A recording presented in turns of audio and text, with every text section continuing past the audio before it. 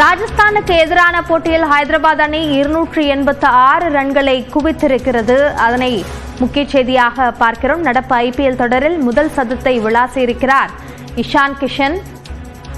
மொத்தமாக இந்த போட்டியை பொறுத்தவரைக்கும் ராஜஸ்தானுக்கு எதிரான போட்டியில் ஹைதராபாத் அணி 286 ரன்களை குவித்திருக்கிறது.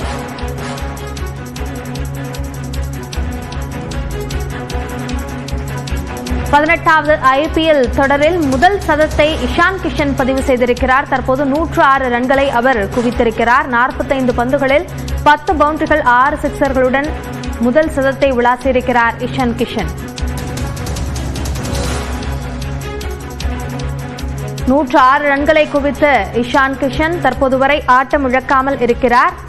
அடுத்ததாக இது சார்ந்த கூடுதல் விவரங்களை வழங்குவதற்காக செய்தியாளர் ராஜா இணைப்பில் இருக்கிறார். அவரோடு பேசலாம். ராஜா, இந்த 286 ரன்கள் என்பது எந்த அளவிற்கான நல்ல சிறந்த ரன்களாக நாம் பார்க்கலாம்? வணக்கம் அபிநயா. நடப்பு ஐபிஎல் தொடரின் இரண்டாவது லீக் போட்டி தெலுங்கானா மாநிலத்தில் உள்ள ஒரு கிரிக்கெட் மைதானத்தில் நடைபெற்று வருது. 3:30 மணிக்கு தொடங்கிய இந்த போட்டியில் சன்ரைசர்ஸ் ஹைதராபாத் அணியும் ராஜஸ்தான் அணியும் மோதி இருக்காங்க. இந்த போட்டியில் முதல்ல டாஸ் வென்ற ராஜஸ்தான் ராயல்ஸ் முதல்ல பந்து வீசுறாங்க. பந்து வீசும்போது முதல்ல இருந்தே அதிரடியாக விளையாடிய சன்ரைசர்ஸ் அணி 20 ஓவர்களில் 286 ரன்கள் விளாசி ஒரு சொந்த சாதனையை முறியடிக்க முயற்சி நடந்தது.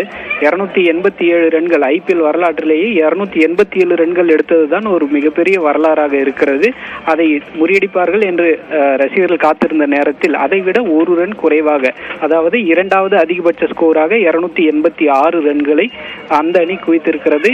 ஐபிஎல் வரலாற்றில் 3 முறை அதிகபட்ச ரன்கள் குவித்த அணியாக சன்ரைசர்ஸ் ஹைதராபாத் அணி இருக்கிறது.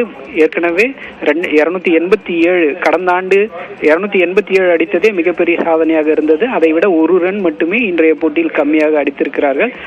இதற்கு அடுத்தபடியாக மூன்றாவது டாப் 3ல் மூன்றாவது ஸ்கோரும் சன்ரைசர்ஸ் அணி தான் அடித்திருக்கிறது. 277 ரன்கள் அடித்து அந்த டாப் 3ல் இருக்கும் 3 ஸ்கோருமே சன்ரைசர்ஸ் அணி தான் எடுத்திருக்கிறது. இன்றைய போட்டியில் குறிப்பாக இஷான் கிஷன் 47 பந்துகளில் 106 ரன்கள் விளாசி கடைசி வரை களத்தில் இருக்கிறார்.